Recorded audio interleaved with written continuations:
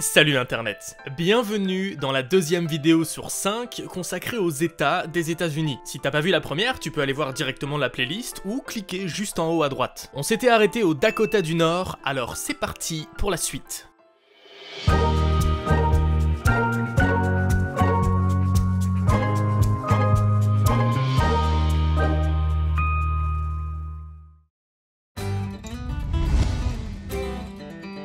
Dakota du Sud, capitale Pierre. Genre vraiment, Pierre la capitale. La ville qui se trouve sur la rive du fleuve Missouri doit son nom à ce monsieur, Pierre Cadet Chouteau, un très riche marchand de fourrure d'origine française. Il avait construit un fort, le fort Pierre, sur la rive juste en face. Il y a donc la ville de Pierre qui fait face à la ville de Fort-Pierre. C'est la deuxième capitale d'état la moins peuplée du pays, même pas 20 000 habitants. En fait, on l'a désignée comme capitale grâce à sa position géographique, en plein milieu de l'état. Tiens d'ailleurs, parlons géographie. Tout comme le Dakota du Nord, le Dakota du Sud est relativement plat. On sépare facilement l'état en trois. L'Est, très plat. L'Ouest, toujours des plateaux mais un poil plus élevés. Entre les deux, la rivière Missouri. Et à l'extrême ouest, sud-ouest, les Black Hills, qui montent à 1500-2000 mètres d'altitude, et où se trouve par exemple le fameux mont Rushmore. La partie est de l'état est beaucoup plus peuplée que l'ouest. On y trouve par exemple Sioux Falls, la plus grande ville de l'état. Et ce nom ne sort pas de nulle part, c'est un lieu historique de présence Sioux. Il y a d'ailleurs pas mal de réserves amérindiennes sur le territoire. C'est même le troisième état en termes de population amérindienne. Quasiment 10% des habitants de Dakota du Sud sont amérindiens, alors qu'à l'échelle nationale, le chiffre tombe à 0,9%. Niveau histoire, le massacre de Wounded Knee de 1890 est un événement tragique assez connu aux États-Unis. Plus de 150 Sioux massacrés par des soldats américains. Il est connu parce qu'il s'agirait du dernier conflit armé envers les Amérindiens aux États-Unis. Et bien sûr, qui dit état totalement plat avec masse de prairies, dit escalade et canyoning.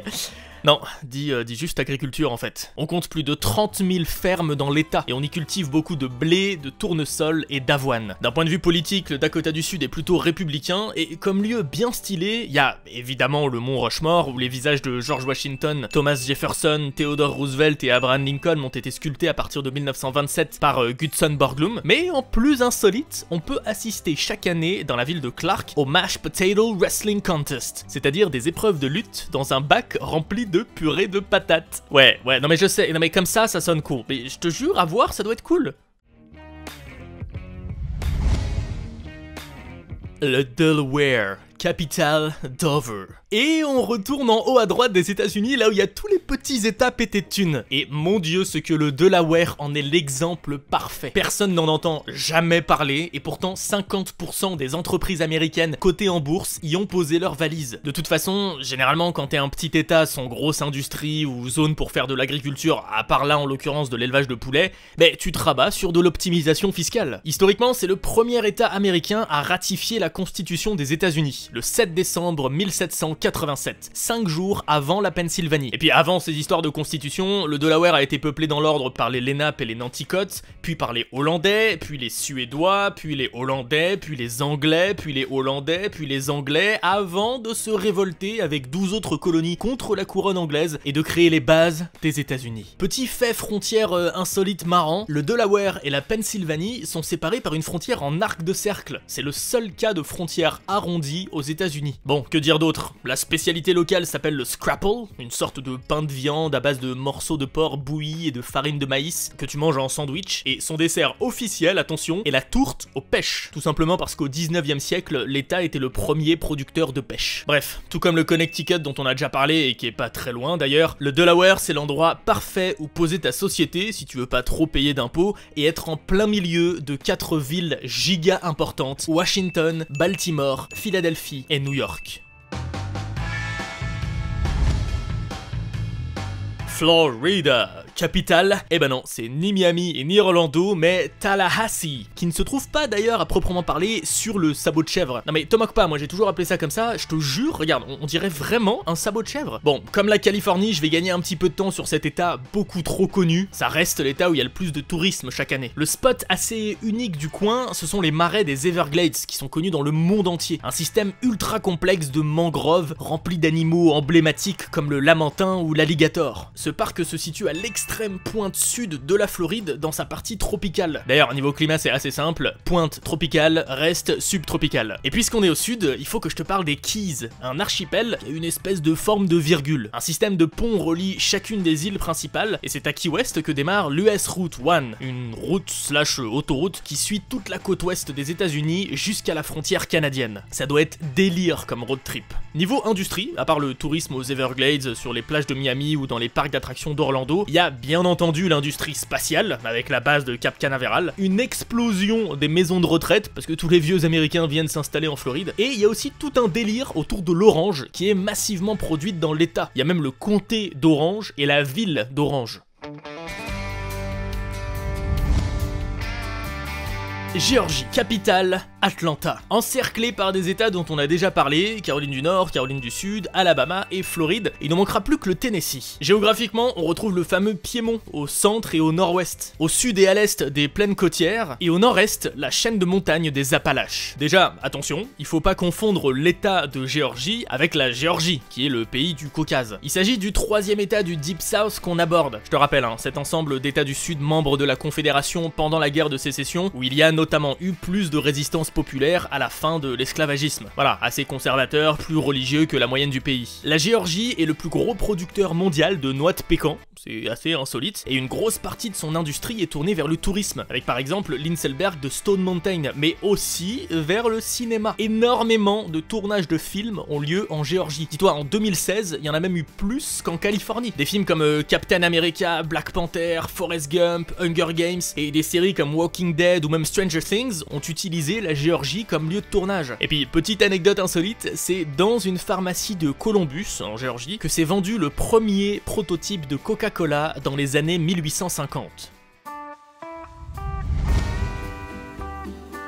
Hawaï, capitale Honolulu. Aloha au paradis. Hawaï, le 50e et dernier état américain, situé à plus de 3000 km de la côte ouest, en plein océan Pacifique. Hawaï, c'est 8 îles principales et des dizaines d'autres éparpillées sur une immense surface. Ce groupe d'îles s'appelle Papahanaumoku. Bon, un truc dans le style. L'archipel attire énormément de touristes et c'est bien entendu la première source de revenus, mais à côté de l'aspect paradisiaque, la vie pour les locaux n'est vraiment pas si simple. Déjà, parce que c'est un archipel volcanique et que certains volcans sont encore bien actifs, mais surtout parce que le coût de la vie dans cet état est le plus élevé du pays. En même temps, beaucoup de biens de consommation sont importés directement des États-Unis continentales. Et puis, c'est normal, c'est le paradis là-bas, tout le monde veut vivre à Hawaï. Les prix de l'immobilier sont donc les plus hauts du pays, et beaucoup de locaux ont du mal à se loger. Enfin bref, la pauvreté est un problème très sérieux à Hawaï. Sinon, on parlait économie, en plus du tourisme, on y fait pousser beaucoup de papaye, de canne à sucre et d'ananas. Mais le secteur militaire fait aussi beaucoup rentrer d'argent. C'est à Hawaï que se trouve la fameuse base de Pearl Harbor. Bref, Hawaï c'est le spot posé avec de la nature, du soleil, du surf, l'esprit polynésien, mais où il faut quand même avoir un petit peu de thunes pour vivre correctement. Et puis surtout, n'oublions pas que le créateur de Dragon Ball s'est carrément inspiré de ce monsieur pour un des mots les plus populaires des animés japonais. Ce monsieur est en fait le premier roi d'Hawaï au début du 19e siècle et s'appelait Kamehameha le Grand. Et ce n'est même pas une blague.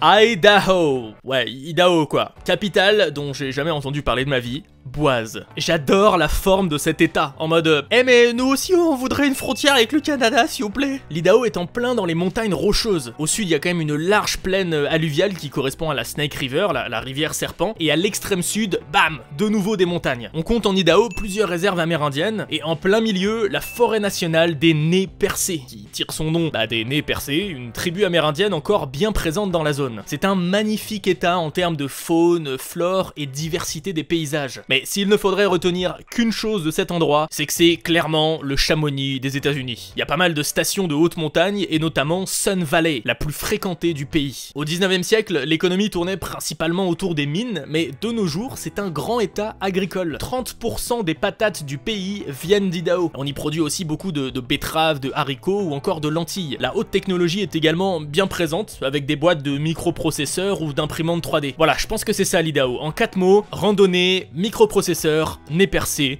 et ski. Illinois. Capitale, Springfield, mais plus grosse ville, bien évidemment, Chicago, troisième plus grosse ville des États-Unis après New York et Los Angeles. C'est d'ailleurs difficile de parler de cet état en mettant de côté Chicago. On arrive dans une zone où on s'était pas rendu pour l'instant, celle des Grands Lacs. Depuis Chicago, qui est un port, grâce à différents canaux creusés et en passant par différents lacs, il est possible de rejoindre l'Atlantique. Ça paraît complètement fou, mais c'est bien le cas. Niveau industrie, c'est assez standard des régions des Grands Lacs, à savoir beaucoup de houille, de bois et de pétrole. On surnomme l'Illinois The Prairie State, l'état des prairies, l'état des plaines. C'est d'ailleurs l'un des plus gros producteurs de soja et de maïs du pays. C'est dans cet état qu'ont vécu les présidents Lincoln et Obama, et la maison de Lincoln, avant qu'il ne soit président, existe encore et est un lieu assez cool à visiter. On admet généralement que les premiers gratte-ciel de l'histoire sont sortis de terre à Chicago. Le tout premier serait le Home Insurance Building, qui mesurait 55 mètres de haut quand même. Et vu qu'il date du 19e siècle, c'était pas mal 55 mètres. Sinon on n'en a pas encore parlé jusqu'à présent, le sport est ultra populaire en Illinois et à Chicago. Genre vraiment, les 4 sports principaux du pays sont très bien représentés par les différentes équipes de Chicago, à savoir les Blackhawks pour le hockey sur glace, les Bears pour le foot américain, les Cubs pour le baseball et bien évidemment les Bulls pour le basket. J'aime beaucoup le fait que l'équipe de foot américain s'appelle les Ours et celle du baseball s'appelle les Oursons. Je sais pas s'il y a un petit point historique là-dessus, mais c'est assez drôle.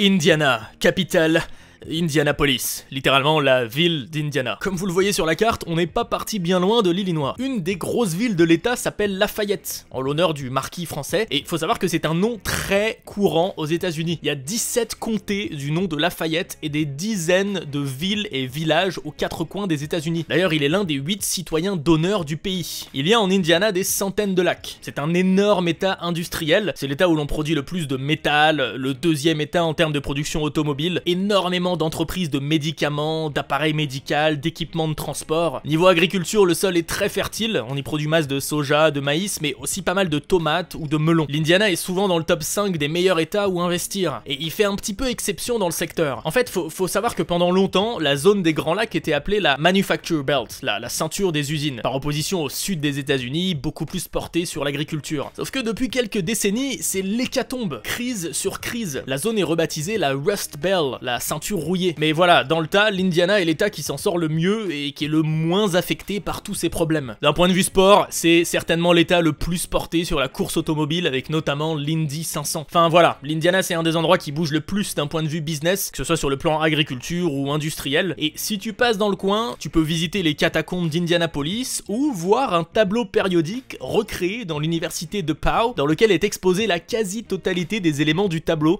Je trouve ça complètement stylé. Iowa, capitale des moines. Et pas des curés.